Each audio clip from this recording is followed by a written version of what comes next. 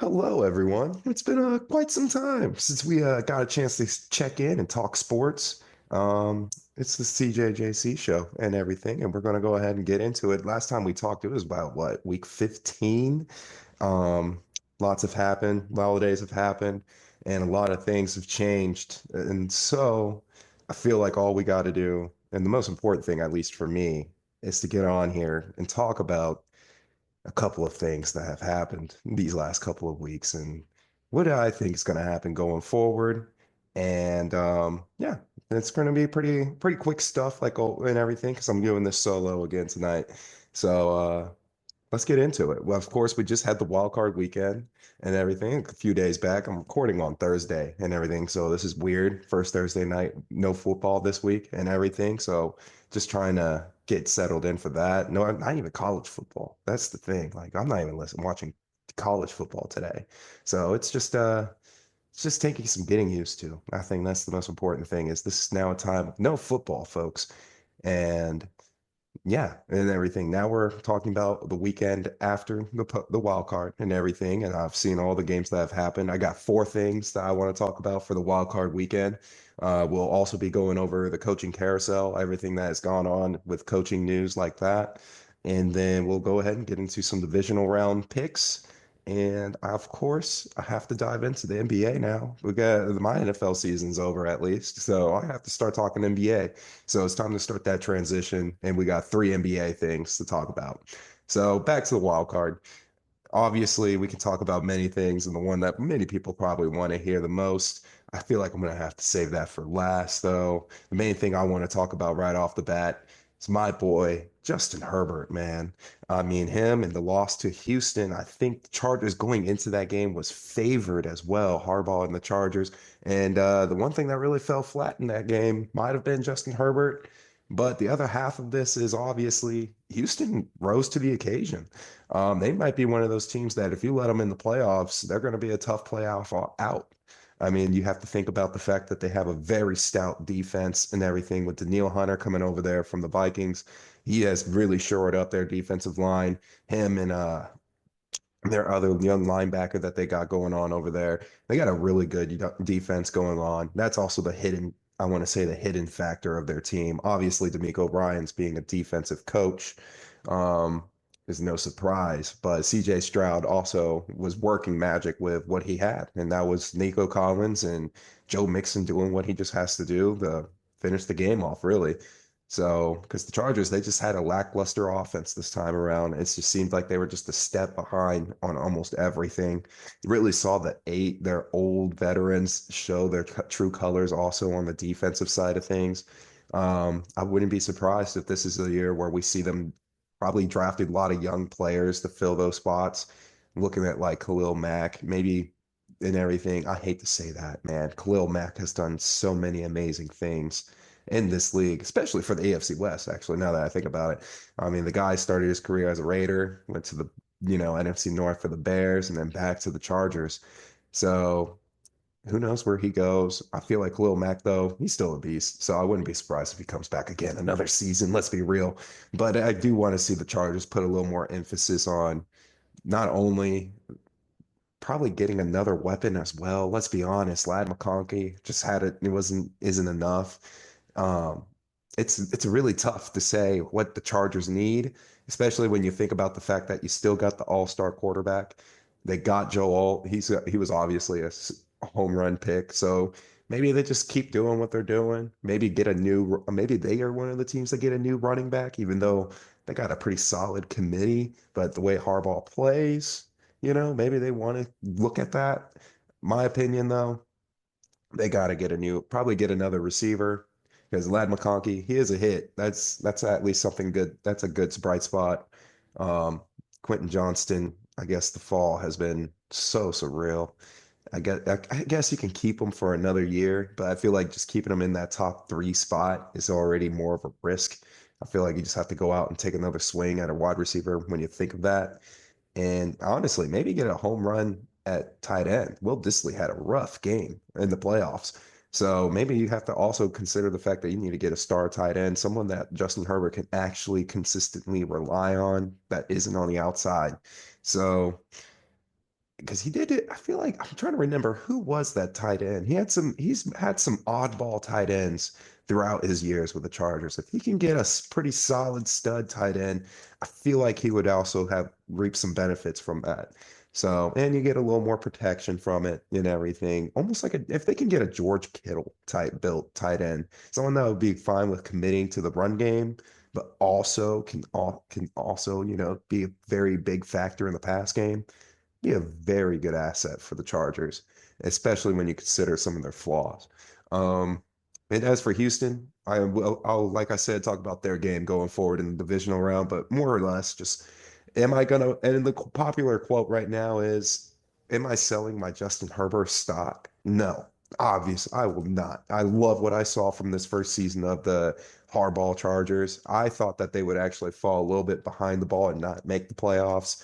Um, and he, right off the rip, he proved off to why many people bet that the Chargers would make the playoffs. I guess his brand of football is just that, predictable, but also consistent throughout the entire season. So I would say that I am more or less probably going to have to look to buy more stock because I want Herbert to have a better season. And honestly, depending on how this playoff goes, how our playoffs go here, uh, maybe I'm going to have to root for them to stop a four-peat or something. Who knows? All right. So going into the next game I want to talk about, my second of four, I'm looking at here. I would love to talk about the Eagles. Why not? The Eagles got to play against the Packers. This was a game that was obviously I'm going to win regardless because I hate both teams. But the Eagles do come out here, they stay the course, and the Pack fall back. I think this is a game where I feel like people are now starting to have. I've seen a few takes out there where people are talking about the Packers and how they're overextending on Jordan Love. My opinion is it's still a young team. They got that excuse queued and ready. It is still a young team. Um, they have a lot of room to grow still, and a lot of people saying they're undisciplined in the playoffs. I mean, that's again part of the factor of being a young team. So I feel like, yeah, it sucks that they did take technically a step back from what they did last season. They got routed out in the wild card instead of having a crazy comeback game that they had against Dallas Cowboy team. They got that taken care of. So, and by the way, Dallas still, I don't think they recovered from that loss. But the Eagles, they actually did stay the course of what their game plan is. I mean, for God's sakes, the biggest news story out there for them right now is AJ Brown and him reading a book on the sideline. So they got Saquon, they got their whole thing going on. They're going to have a very fun game to talk about also in the divisional. But as for the Packers, I feel like that's going to be a little bit of time as your friend here. But you also have to think of maybe I've been saying this personally. Maybe this is the time that I can say it. Is LaFleur really going to be the guy to get you to that promised land? Um, the way I see it is he's kind of been given, I'm saying it real like it is. Yeah. He's been given. Yeah, he's been given good situations and everything. And this is probably the first time I would say where he was put in a spot where the situation wasn't really, it was pretty much created by him and everything. Like I feel like now this is the part where his team has been with him for a good chunk of time. He has had Jordan Love for a second season. This isn't no one seen him before or all the hype. We have gotten tape of Jordan Love this season.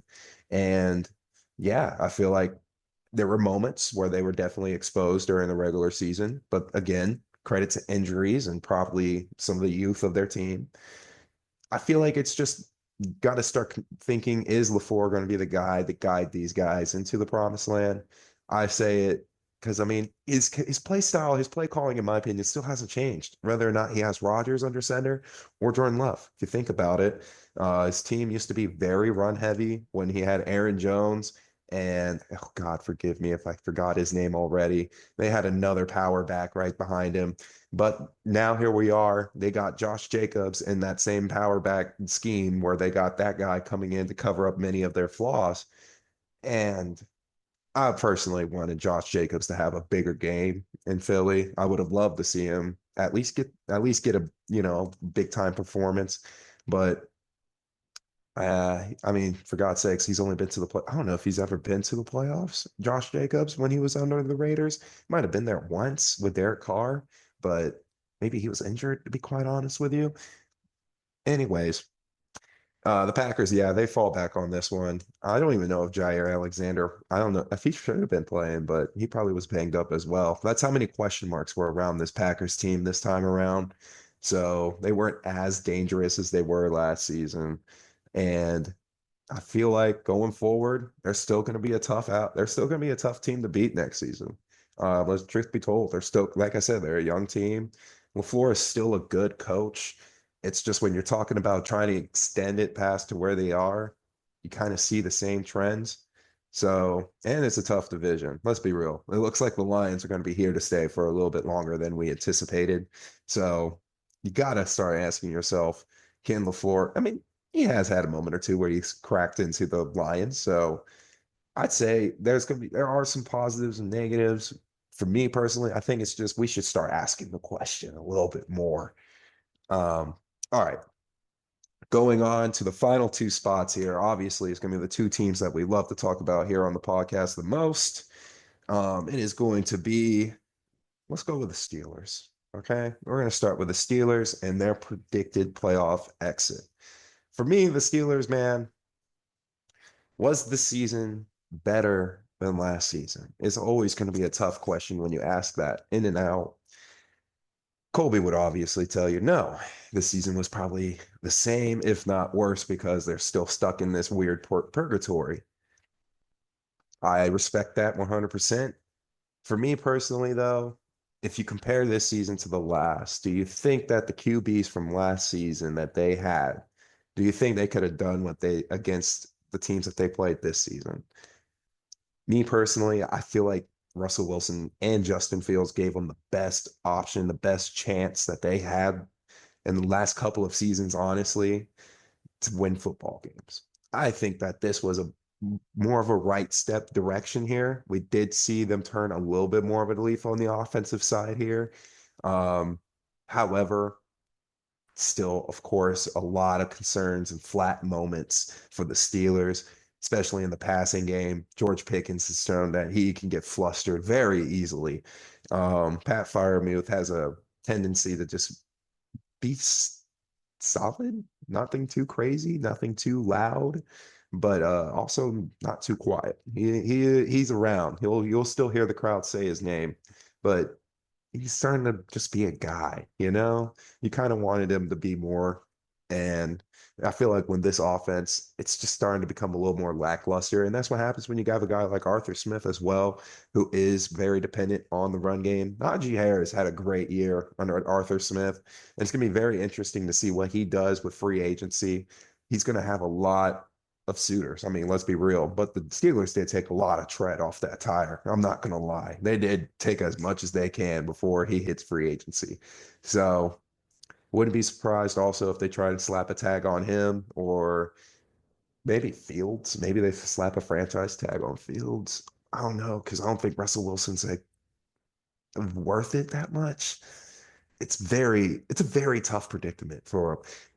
Colby was mentioning how maybe the option for trading is very open for the Steelers. He would love to see Tomlin be one of those coaches you trade for. I personally think Tomlin's going nowhere. Steelers fans, you got to be thankful for the fact that you at least get a shot for the playoffs every year. You asking for a losing season is beyond crazy, in my opinion. You get to go to the dance. You literally get a ticket almost to the dance every year. So why would you not want to go? But I mean, you literally get a chance. Like that's all you can ask for most of the time, in my opinion, as a Vikings fan opinion. Like, we'll get to that here in a second. But going off of that, though, I mean, it, who would you want to have come in and fill this gap, you know? Because if you do want to move off of Tomlin, who's going to come in and take you guys to that, struggle? You got to struggle first. That's what you're asking for. So who's going to come in, pretty much be the fall guy, the blame guy? Because I don't think they're going to, get it. Well, they might get a chance, but Pittsburgh's nation, they tend to have a little more patience. So who knows?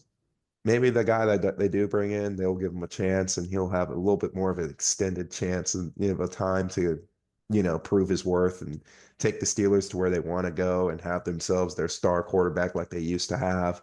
But right now, I feel like trading and shopping in the free agency is going to be their best bid. I'm glad to hear Colby say that he is interested in Sam Darnold. I think he was in, or it's either him or other guys on the media who are very interested in Sam Darnold. I think it's a very fun, interesting take. Um, the only thing is, you definitely need to find a way to retain your skill players then. You definitely need to find a way to get Najee Harris back, and you need to find a way to get another star receiver. Like I said, Pat Freiermuth is solid, but you need to make sure you got another weapon and everything for Sam Darnold. As you saw, he excels very well in a comfortable environment. And it seems like the Steelers' own line picks are starting to come around. We know they got the defense. So it's like, yeah, it can be a situation for Sam Darnold, which here we go. Might as well go into it now. It's the Sam Darnold and the Minnesota Vikings collapse. This one is obviously I'm talking about the wild card weekend in general, but for Minnesota, it is actually a prolonged stretch of 2 weeks. Boy, was it the worst 2 weeks of my life. It has been a time, guys. Let me tell you. Let me tell you. Things have just not have gone well ever since stepping foot in Detroit and hoisting Sam Darnold on their shoulders after the Green Bay game. Because boy, oh boy, these Vikings, man, they got checked. They got checked. As predictable as can be, too. It's very, very funny. Heartbreaking for me, but for everyone else, I can see how it's funny now. Obviously, a few days later, I'm taking the recording now. It took me a couple days to get around, and how I feel about that. So, but the Vikings, they're back in, back to doing their classic collapsing and everything. Um, it's heartbreaking a little bit, but at the same time, you have to remember we started the season with Colby literally saying that they're going to have under 7.5 wins. That it's that simple. And I did agree. I told him I could definitely see that happening, especially when we had the QB of Sam Darnold. And to be quite frank, that QB of Sam Darnold didn't show up until last weekend, not the wild card weekend, but the weekend before. He finally started showing up. And it was again to the same two teams. So for me, yeah, it's a stinker. It's a low blow. It sucks. The real question now is going forward, and I love how some people have asked me this: do we bring back Sam Darnold? I say you have to just let him test the market. I really do. I say you give him your offer, but make sure it's an offer that's not too much of a competing offer. I feel like you got to make sure it's respectable. He did win 14 games for your organization, but also you have to realize you have JJ McCarthy there. And the news came out today that JJ McCarthy has been officially cleared and is resuming his practice structure and on-field practice. I think he's on field now. He's doing on-field training, so he's starting to get back into rehab and everything like that. And so he's going in the right direction, is what I'm trying to say. He's got a few months now to get into the right direction and the Vikings to really see what they have, whether it's going to be Sam Darnold coming back? Will it be Daniel Jones as the week one starter while we wait for JJ to come back? And yeah, no, just thinking about that, Daniel Jones being the guy for week one, if we are waiting for JJ McCarthy, is a huge, huge switch. And it almost sounds like a huge turnoff for next season. But it almost that when you think about it, that's almost how we came into this season. That honestly is how I came into this season. It was, man, I guess here I go, watching Sam Darnold lead my team. We'll just see how it goes, see how this ends. And believe it or not, he actually did take us to the playoffs. That's literally what I asked for in the beginning of the season. Most of the time, all I can say is all I can ask for is just get to the playoffs. For God's sakes, it's the Vikings. I know it's not going to go too far and too well. So I just want to see us make the dance. Like I tell the Steelers fans, two completely different reactions, obviously, to going to the playoffs. But yeah, it hurts. You got a lot of veteran guys on that team too. I mean, let's just I got CJ Ham. I don't know if he's coming back. It looked like he took a delayed exit and everything watching the post game where he was just sitting there. It might have been his last call. Might have been Harrison Smith's last call. It might have been, it would be crazy if it was Stephon Gilmore's last game. That would have been crazy. He's probably a potential Hall of Famer because I think he did get Defensive Player of the Year as a DB. So, and he has a ring, I'm pretty sure. So, yeah, I would say, yeah, might have been Stephon's last game. Harrison Smith already said. And so, you get concerned because yeah, Jordan Addison has spoken that he has not been happy with the QB situation as of late and everything. So it's going to be interesting to see how he feels about going forward next season because I'm pretty sure he's running up on his deal and his contract.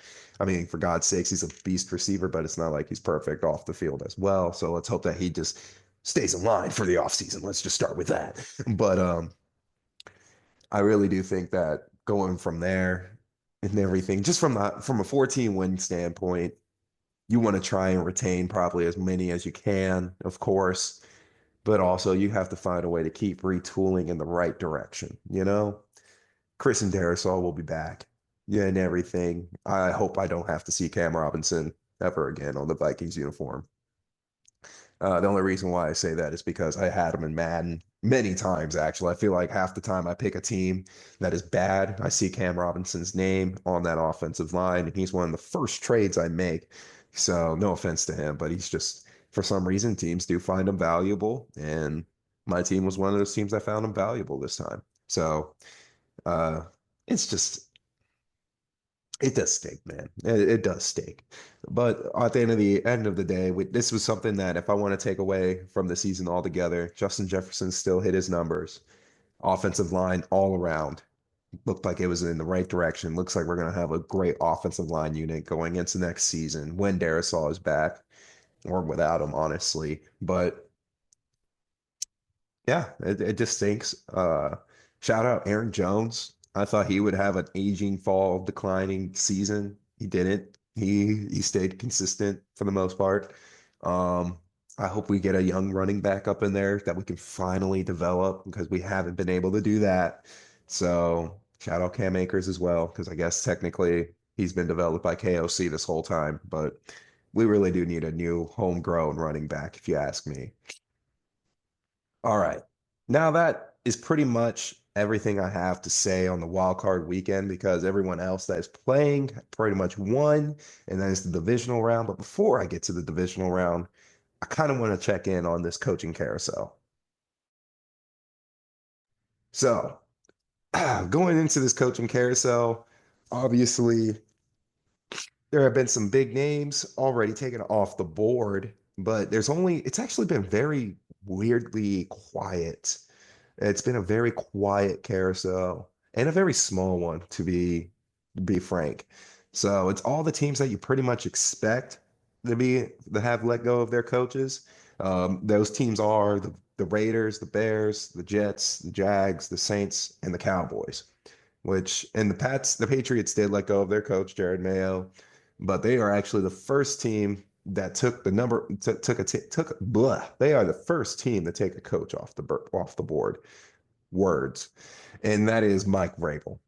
Mike Vrabel is making his iconic return to, I guess you can say, New England. It's finally coming into fruition. It's finally happening. So I'd say that, yeah, it's going to be a pretty interesting situation to see what the Patriots do going forward. He ha he got Mike Ryan Tannehill to a playoff. That's sure good, whatever. He's a defensive guy. I feel like he's an offensive line defensive guy kind of guy. So I don't know what's really going to happen with Drake May here.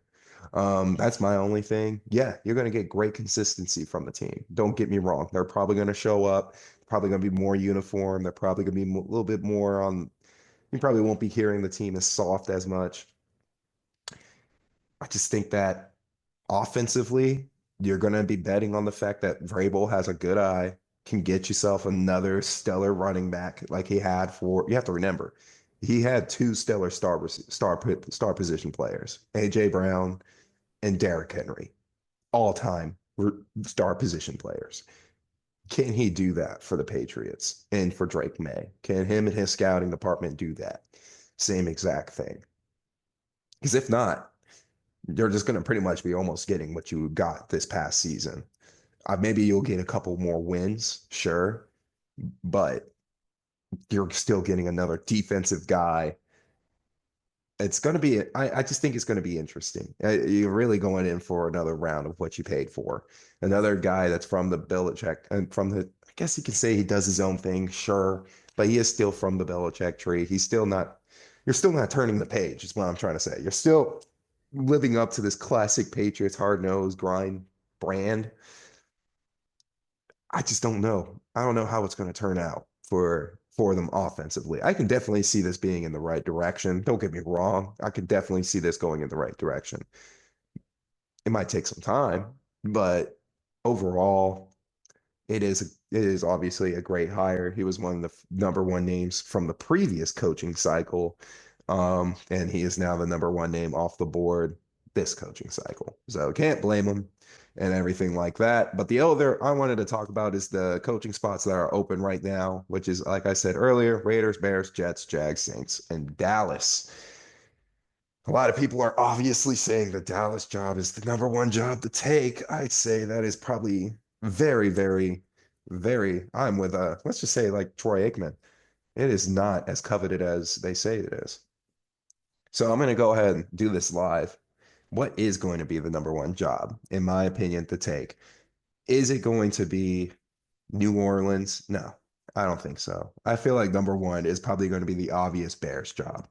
I mean, you have Caleb Williams. Sure, he played a little timid and a little conservative because, I mean, let's be real. The kid was literally didn't have a chance. And if he did throw the ball like we wanted him to, he couldn't do that. He didn't really have a chance to do that. So yeah, I think he just worked with what he had. And if you can bring in the right offensive mind, it can really go in the, yeah, I feel like you can finally give Chicago a new brand that they haven't had since the 80s, which is, that defense or no, this is Caleb Williams. You can tell that, he's a baller. Yeah, he finally beat the Packers. You got to understand that's a huge deal for Chicago, especially when the Packers lost their playoff game after resting their guys. So that game meant something. That game has now meant something. And the streak has been snapped. Caleb delivered on one of his promises. That's a first step. There you go. He delivered on a promise. That's a first step, in my opinion. So I feel like that makes the Bears the number one job right there.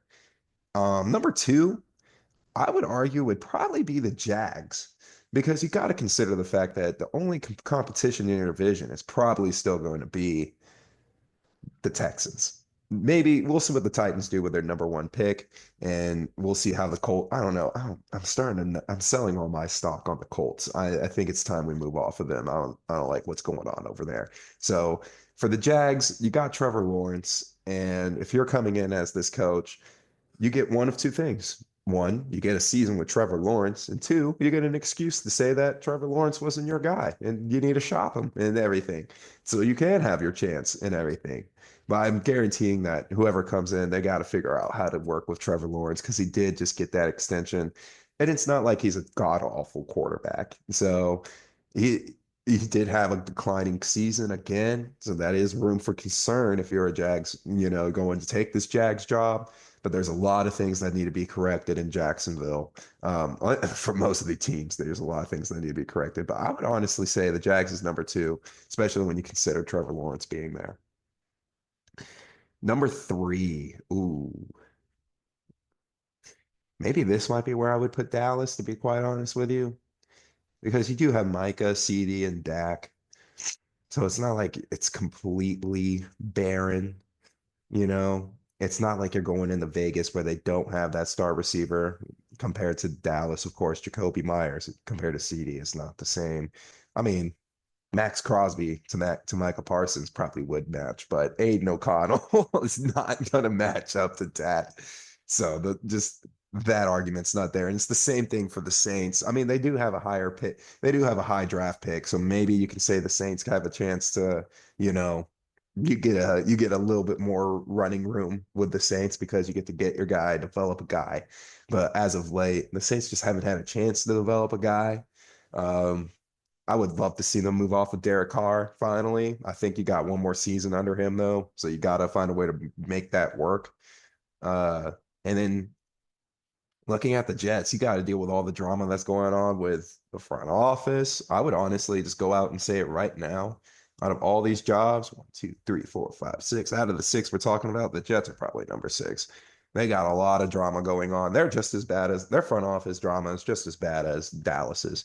Um, the whole teenage grandson being in charge and everything like that, what's going on with Rogers, what's going on just with also players saying that don't come to the team because they might leave, it's just a weird time to be at the Jets station right now.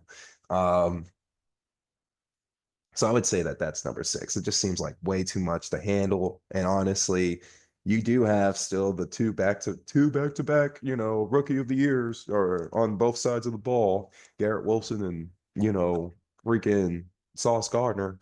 But it's a little too late now for that. They're still going to get good players in this league. They just got to determine which direction do they want to, whoever they choose as a coach, he's going to have to choose which side of the ball, obviously, he's going to focus on. And that star player should be the guy they look at. And that's going to be their new pivot point. Um, so that's probably the only good thing I would say coming out of the Jets is that you do have guys that you can pivot to. It's just not going to be in the quarterback department. Oof. Now going back to, I'm just going to try and work my way up here. I would say number five is going to be the Saints here. I feel like their defense is aging and everything, so it's just going to be a little bit more work and everything for you to do when it comes to working with and trying to build that up. All right, now we got three and four. And I think I already talked myself into this. And number four is going to be the Raiders. And number three is Dallas. Because at the end of the day, Dallas still has a talented, they still have Micah and everything. They're going to probably, I feel like them drafting a running back is written in the stars and everything. You already know what's going to happen. He's probably going to have 1,000-yard season. And we're going to be hearing that the team is back. Let's be real. Dak is great with a solid run game. Dak is a good quarterback. So I think that all together, if Dallas is one that has to go out and get a running back and invest and start trying to invest in the future, it's gonna be interesting. Okay, let's just scratch that real quick. All right. Well, you know how Emperor Cusco, he likes the freeze frame. This is that freeze frame moment here. Deion Sanders. If Deion Sanders comes in, that's a reset point for Dallas because they will have to move off with Dak Prescott. Deion has been vocal about getting his own sons, and that means he'll probably have to do some sort of trading up to make sure they do get Shador, or they're just going to have to publicly say, hey, Shador ain't going to play for you, man. You might as well just toss that idea out of the trash can. You know, I would argue this is probably the game where we do see this is the only situation because Dallas is a team that's known for drafting family. I mean, let's be real. They're fine with it. They're all about that family identity. So for me, it does make a little sense for the whole Deion Sander rumor thing. Personally, I would love to see Deion work without his sons. Like I've said before on this podcast, I would love to see Deion go a season of coaching in college without Shador or his Shiloh. It would be it would bring a little bit more credibility, I feel like, to him. And it would also just feel like he isn't doing Boulder anything dirty, like everyone predicted. I feel like a lot of people have predicted that that's what he was trying to do. He was just trying to, do this whole thing for his sons, get his sons in the draft, and he's out. Yeah, they did have a good season. He's bringing in good recruits. He's going to be it's going to be a tough decision for him to make, regardless. But I would love to see him stay in Boulder. And it does make sense, but I also just don't think that he's the answer for to solve this Dallas issue.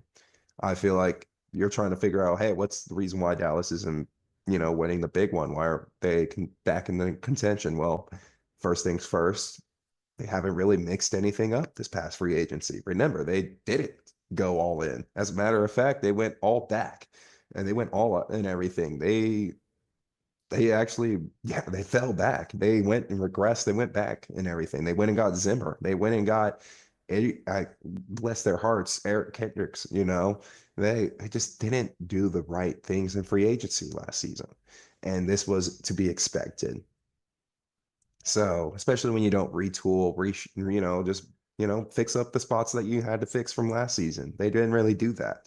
So, this is, I feel like, as predicted, and it kind of put McCarthy in a tough spot. And he's going to be a coach that I feel like someone's going to pick up. Might not be this coaching carousel season. He might just take a year off again and just be like, yeah, I was watching film for another year.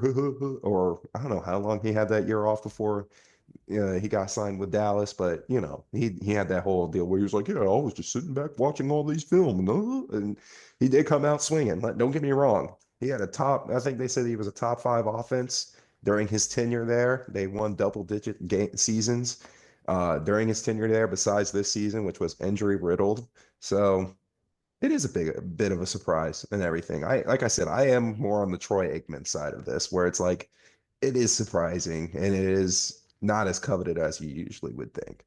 And like I said, I actually do think the Jags and Bears, you could argue that the Dallas job is probably number two over the Jags, but I just feel like when you consider the fact that they at least have that star quarterback in position, he's younger than Dak Prescott and he has the contract taken care of, and you get that excuse of, hey, maybe we should just trade this guy and let me draft my own guy, that type of thing. Some teams might, I don't know. I think Shao Kahn might not like that. I think he really likes Trevor Lawrence and just having a national champion be his quarterback and everything so that it just looks good for his franchise, sells money, fills seats, and it just makes sense, in his eyes.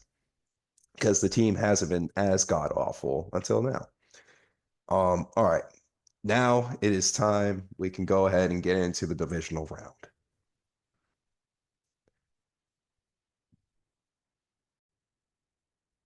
All right. So, four games, divisional round.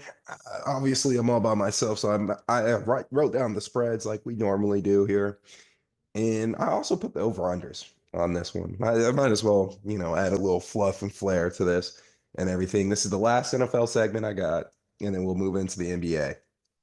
So, going forward, we got first game off the schedule. Is very surprising that they got both the one seeds playing on Saturday instead of having, I think it used to be AFC on Saturday, NFC on Sunday. I feel like that's how it used to be because Houston's here. Houston usually always plays those Saturday games.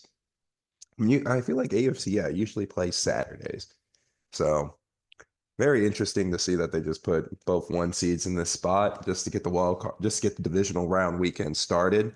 And to be quite honest with you, the games and their spread lines, not that enticing. It doesn't really give me much confidence that they're going to be good watches.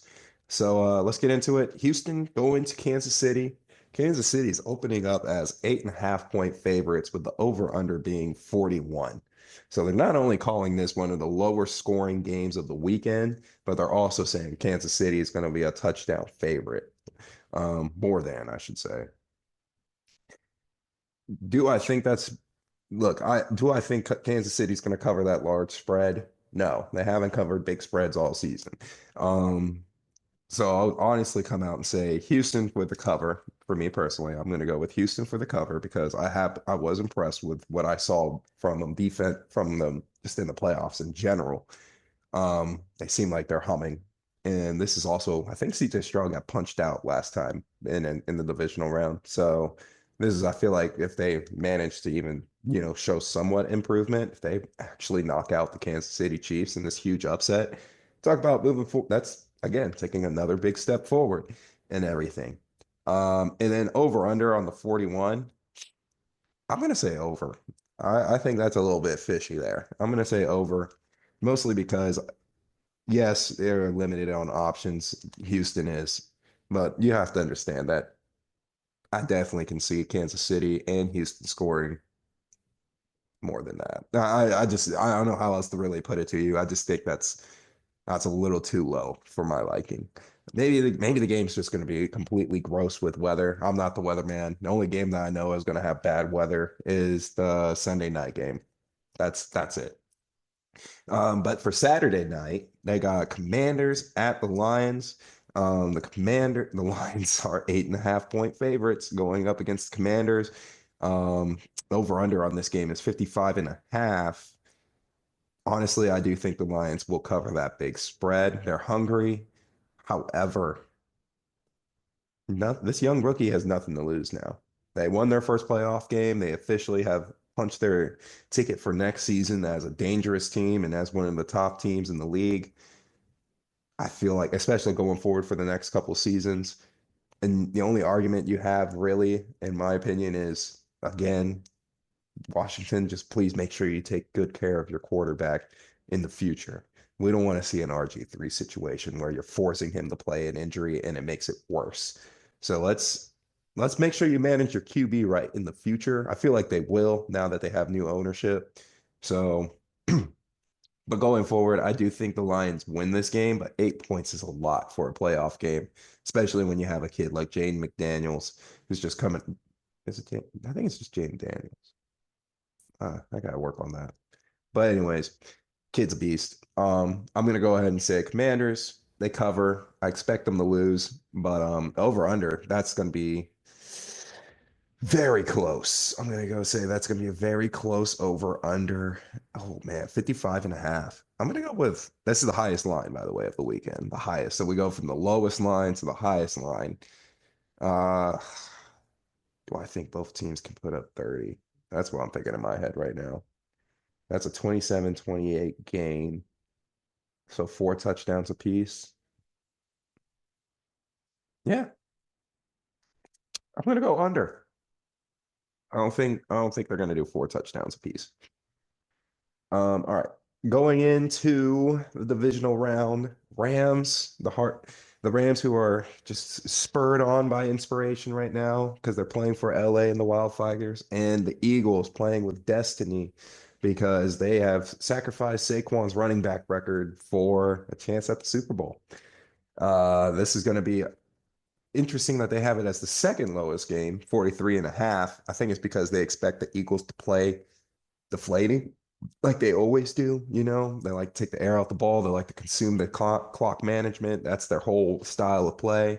And everything is game management from Jalen Hurts and Saquon Barkley and throwing the ball when you need to. And the Rams, their defense, they showed up. I feel like that's going to be something that Rams defense has been hot these last few weeks. They shut down the Vikings offense. It's going to be an interesting out for the Eagles here, and they're going to have to make sure they lock up on those Rams receivers. The Eagles defense, though, they can definitely handle them, I feel like. The 6 point line might be too much for my liking, though. So for me, going with the Rams, and I'm going with the over. I just think that the Rams are going to find a way to snap the way that they're going to make Philly uncomfortable. It's not going to be a game that Philly wants to play, put it that way. It's going to be finally a game where it's going to be like, oh man, Philly actually has to play this type of style, and they might pull it off. They might actually pull it off. And then the last game of the weekend slate, Ravens at Bills.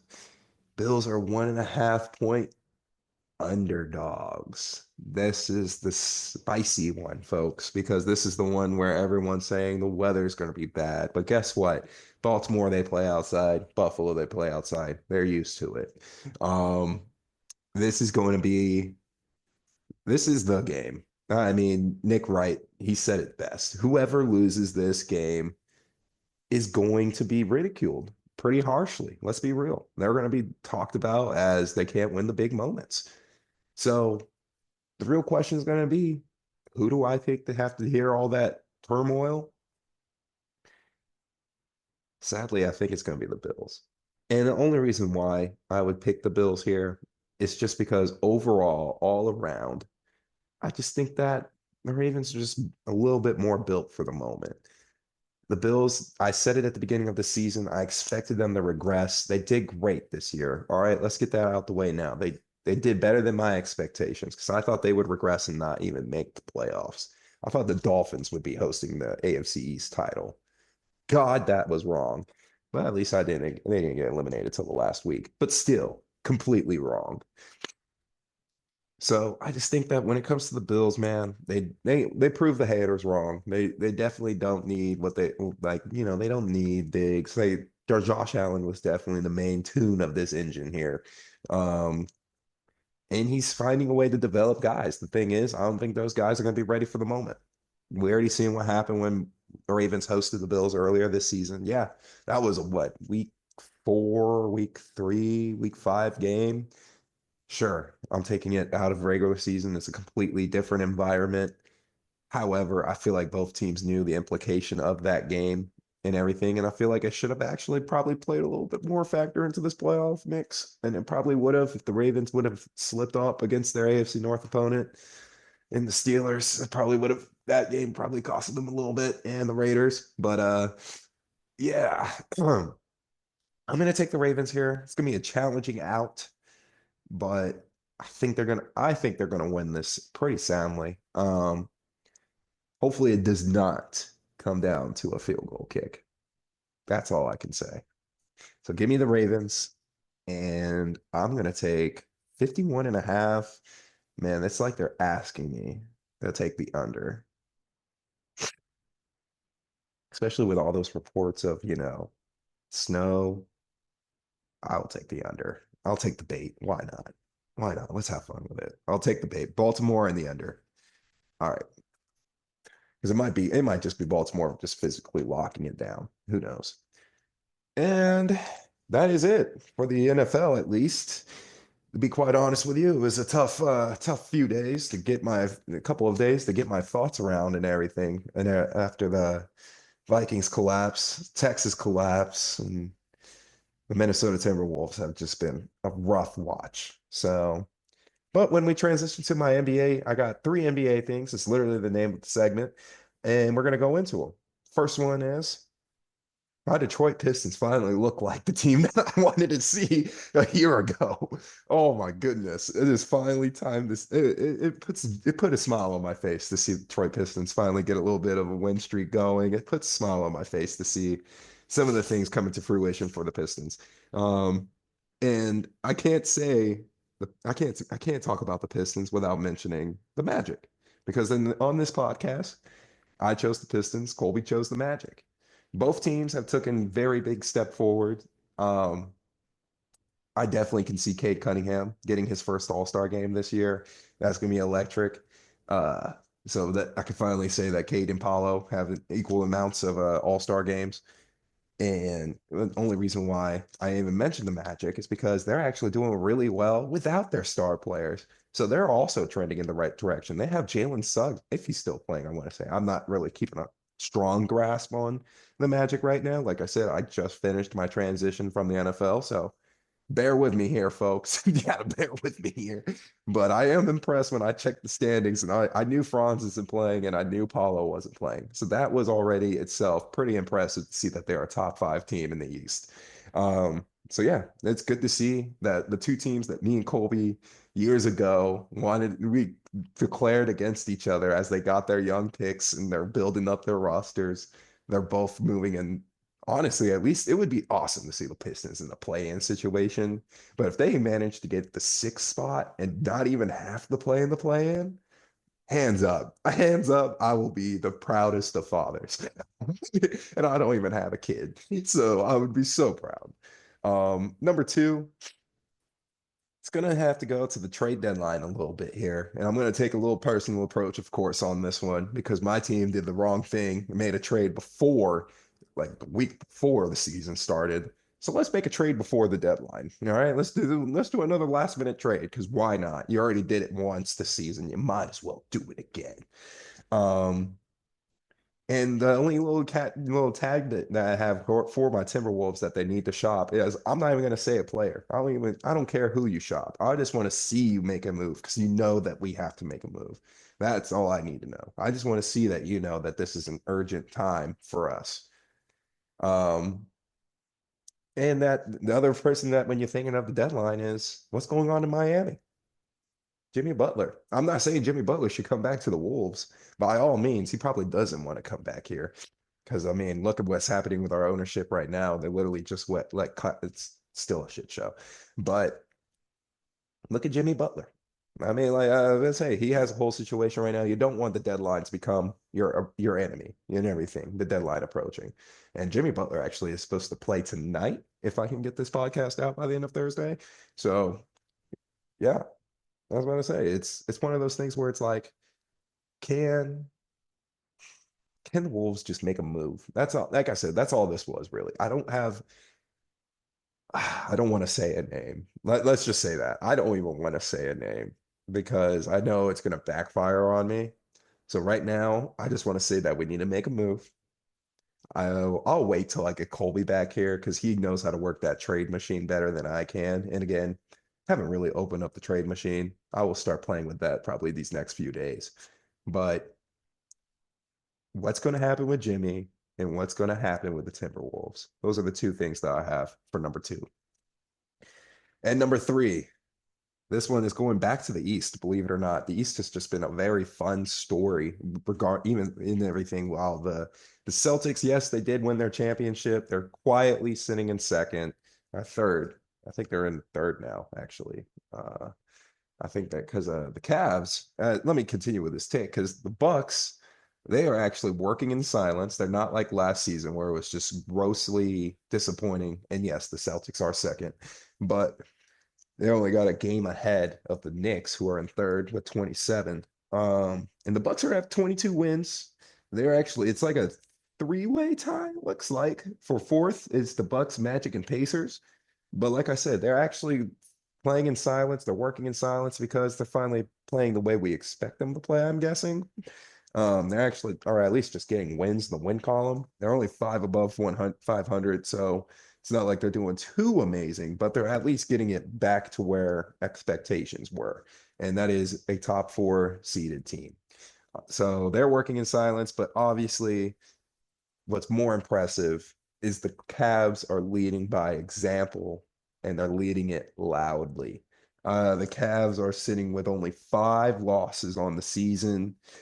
The last game that I watched for the Cavs was Cavs Thunder. I think that was last weekend. I want to say the Cavs played the Thunder, and boy, was that a fun game to watch.